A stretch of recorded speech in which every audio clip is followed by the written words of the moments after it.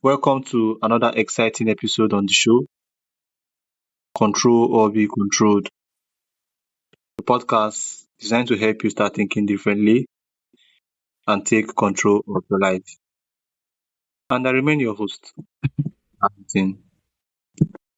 Today's guest is Matthew Newman, a children's author, motivational speaker, and creative educator dedicated to inspiring the next generation through the power of storytelling. Matt is the creator of the Space Ranger Fred series, a collection of STEM-inspired adventures that make science fun, accessible, and exciting for young readers. By blending humor, imagination, and real-world learning, his books have been embraced by classrooms around the world, encouraging children to explore science, think creatively, and develop a lifelong love of reading. Matt, welcome to the show. Thank you for having me. All right, so Matt, tell us what inspired you to create the Space Ranger Fred series, and what gap did you hope it would fill? What gap did you hope it would fill for young readers? Well, there was nothing in particular that actually started me thinking about Space Ranger Fred. I've been freelance writing for quite a while. I've been writing stories most of my life. And in 2013, while I was still living in Cape Town, South Africa, I was asked to write a story for a English teacher on the other side of the world.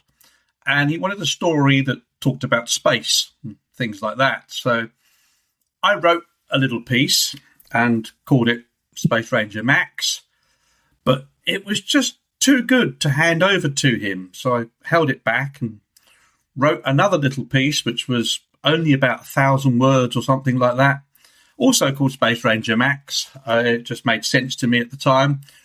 About a couple of planets, a boy that goes off and does a few things and comes back. Kept it really, really simple and sent that off. And he paid me the $15, $20 or whatever it was for it. And I thought nothing more of it. And then about 18 months later, I was sat in a friend's living room on their couch, and my laptop was with me. And their 8-9-year-old daughter at the time asked me, "Matt, what do you write as a freelance writer?" And while I was having a cup of tea or coffee, I said, "Well, have a look at my work on my laptop. You know how to use it." And she dug into it, had a look through my hard drive, and found this story called Space Ranger Max, the one that I had discarded. And she read it and then showed it to her mum. And her mum said, "Matt, this is actually very, very good. You should publish it." So I again thought nothing of it, but then I was at a loose end for a couple of days later, and I looked at it and I thought, yeah, that is actually quite good. So I played around with it and thought, I can't use the name Space Ranger Max because it's already been used. So I changed it to Fred. Don't know why I chose Fred. Never will know why I chose Fred. And then I tweaked it a little bit, added a few pieces in it, and I really wrote it just as a story for fun, nothing else.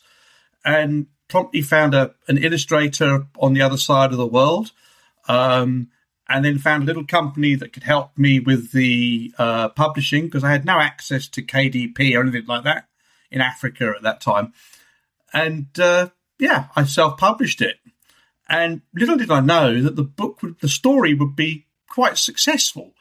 It won a Reader's Favourite Award in 2015 or 2016, I can't remember which. And then also the next book that came out won another award. And I wrote it just as a story that I might have read my little sister or any other child at that time. So I wrote because I enjoyed writing. And I guess that's where all my writing is. When I write, I do it because I enjoy so. And the book, it was never intended to be something that would be really educational. At the beginning of the book, it says, "Dedicated to my mother who encouraged me to read." And the book was written just to get kids reading and enjoying reading, nothing else. So where it came from is a very simple story, and probably proof that just about anybody's got a story in them. Okay, thank you so much, Matt. So, what are some practical things parents can do to help their children develop a genuine love for reading? I wish I had the magic wand to wave over this. Um, Currently here in the UK, it's the National Year of Reading 2026, and there's a lot being done to try and encourage kids to read. Recent statistics show that the reading for enjoyment, reading for pleasure, has dropped over the years. Although in the last 12 months there's been a very slight increase of something like 0.6%. So an increase is an increase, I guess. But tips to get children reading is to make reading fun. Don't make it a chore. Don't make it something that is even a reward for something. Make it something they're going to enjoy. Make it something they can share with their friends, something they can talk about, and something they know that they can use to help themselves grow up in life. You know, some of the things that I do is that when I read with children, I read the book aloud and I get them involved. I get the hands going up in the classroom. I get questions asked. I put on the voices. I do all funny things like that. And then the kids are really engaged with the book, you know. And then I also say, just make 5 minutes a day with your child. We're all very time poor these days around the world. And finding that 5 minutes to spend reading a book with your child is all it takes to foster a love of reading. And then also leave books around the house. Have books around the house. You know, there's a lot more joy to come out of a book than there is a Nintendo. You might not think so or something like that. And it's impossible to believe so. But there is a lot more joy that comes out of a book. So giving books as gifts, you know, buying Space Ranger Fred to give to someone as a gift is a marvelous present. And then really just having books all over the house. And it can be everything. It can be children's books with colourful pictures in them, or it can be books that you enjoy reading yourself. Leave them in places that are accessible to the children. Don't say to children, oh, no, don't touch that. That's daddy's book or mummy's book. Encourage them to open it. As they're grabbing for it, you sit with them and show them the words inside and read a paragraph. You know, it might be something, in my case, it was Wilbur Smith. My dad used to read chapters of it or paragraphs of it to me when I found the book on the shelf. You know, it encouraged me. And, you know, parents and teachers have a really important job to do these days. So encouraging kids to read, giving them books, and I would say give them a paper book or a hardback book, but give them paper. You know, a Kindle's great, but at the same time, a Kindle can have all sorts of distractions and it's a screen and it doesn't feel as good like a book. So leave books out, encourage kids to read, and make 5 minutes a day for your child. Okay, thank you so much, Matt. So, why is imagination still so important in a world increasingly dominated by screens, AI, and digital technology? That's a very easy one to answer. We're all using these screens and technology, and there's games and there's movies to watch and everything like that. But before they could appear on the screen, before the screen could even be invented, someone had to imagine it. So when imagination stops, development stops. Development in the child, development of technology, and development of ideas. So imagination is absolutely crucial. And the funny thing with imagination is we all see things differently. I can tell you about a boy and a rocket. The boy's got red hair, the rocket's blue, and his spacesuit has got red boots and red cuffs. And he's got a red badge. If I asked you to draw that, or asked a class to draw that, everyone would draw it slightly differently. They would hear the pieces that they want to hear, and then using their imagination, thread it all together. So imagination's absolutely imperative to everything. It's something that we all have. It's often something that as we get older, we forget that we're able to use.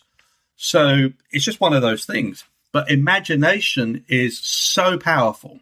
It is something that kids need to use more of and do more with. And it needs to be something away from the screens.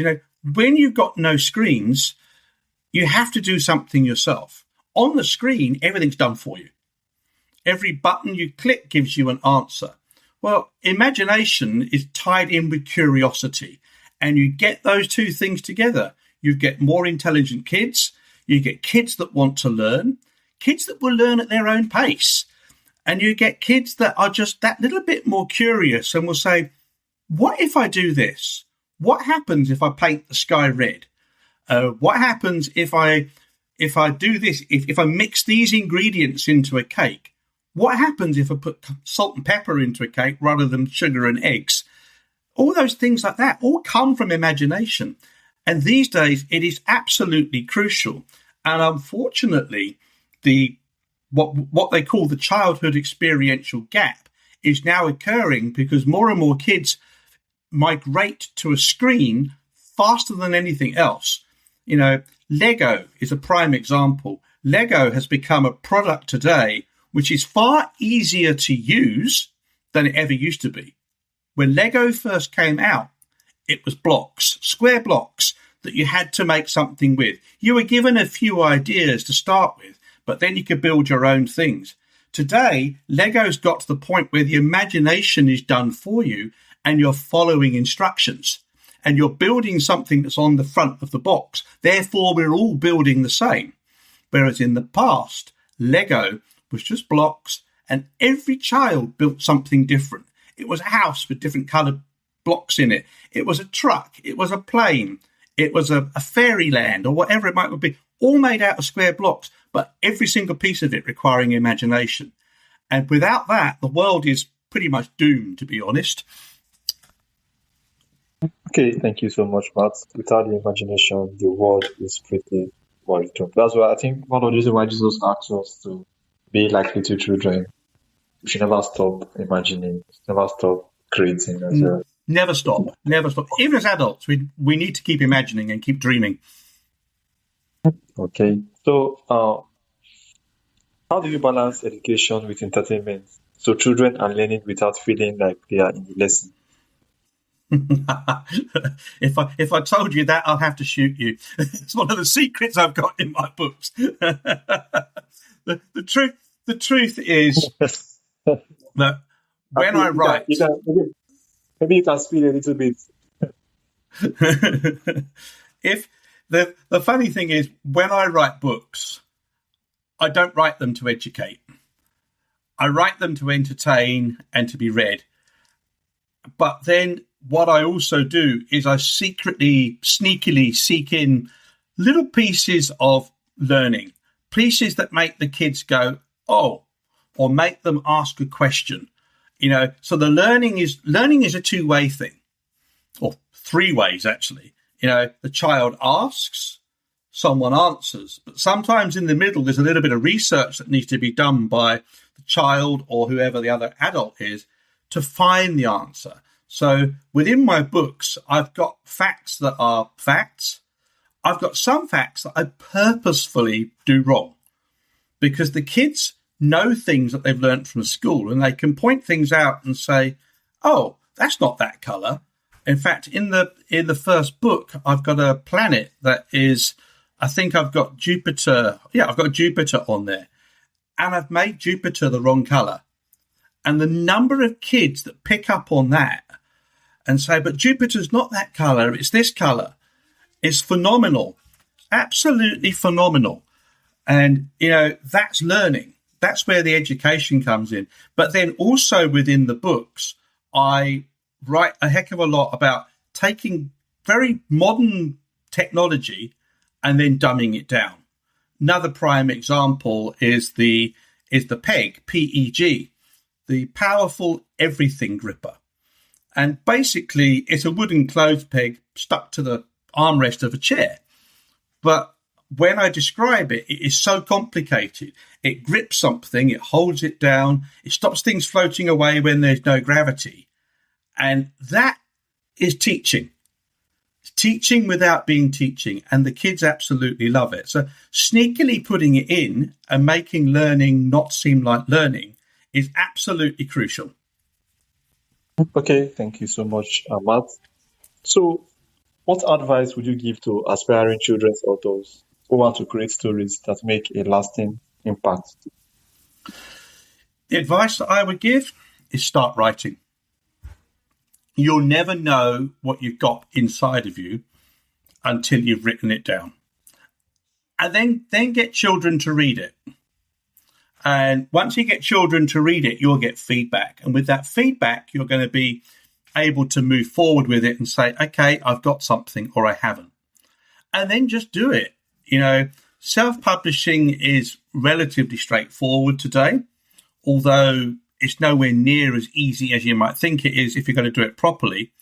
But anyone can do it. So if you've got a story in you, write it down and then read it aloud to yourself, then get someone else to read it, and you'll soon find out whether you're any good at it or not. And you'll find that most people have got a story inside of them, and if they believe in it enough, they can write it down with relative ease, and then just go out there and give it a try. Okay, so if you could leave parents with one piece of advice to help their children become lifelong readers, what would it be? One piece of advice I could leave: never give up on your children. Give them make that time to be with them and read. Teach them the words. And don't just do it if you're speaking perhaps like yourself, where you've got English and another language. Do it in both languages. Don't lose your mother tongue either. That's also absolutely vital in this world today. But my big piece of advice is make 5 or 10 minutes a day, every day, with your child to sit and read. Because before you know it, that time will be gone. That time will no longer, your child won't want to be reading. Your child is all grown up with children of themselves. So make that 5 or 10 minutes with them. All right, Matt, thank you so much. Thank you for joining us and for reminding us that stories have the power to educate, inspire, and ignite curiosity. Your work shows that reading is about much more than words on a page. It helps children imagine new possibilities, solve problems, build confidence, and develop a love of learning that can last a lifetime. So, Matt, is there something you'd also like to share to my audience? Maybe a question I did not ask you, something you'd like to share? You can go ahead. I think you've covered a lot of it, but right at the moment, I'm taking my books into schools, and I'm seeing that schools are a great place for children to access books. So if your school is ever looking for an author visit, I'll always put my hand up and say, hey, here I am. But really, I just want to encourage the parents. I can't say that enough, to get the parents to read that 5 or 10 minutes a day to their children. Encourage them to read. Rather spend $5 or $10 on a book than $20 or $30 on the next video game. The book will leave your child with a hell of a lot more benefit than the video game ever will. Thank you so much, Matt. So for those who would like to connect with you and learn more about your work and your resources as well, how can they do that? Best is always just look for Space Ranger Fred. And then all the platforms come up. I'm on Instagram, I'm on Facebook, it's on TikTok. There's also email addresses there. There's author contact details, everything like that. So if you look for spacerangerfred.com or just Space Ranger Fred, you'll find it anywhere. Okay, thank you so much, Matt. And thanks to all my listeners as well. You guys are the reason why we are always here every day doing this. Without you guys, there will be no show, there will be no hosts, and there will be no guests. Once again, thank you all so much for coming.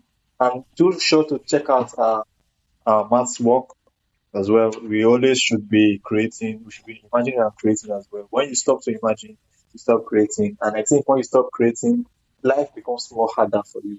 So do want to check out his work, and to say a very big thank you to our guest today.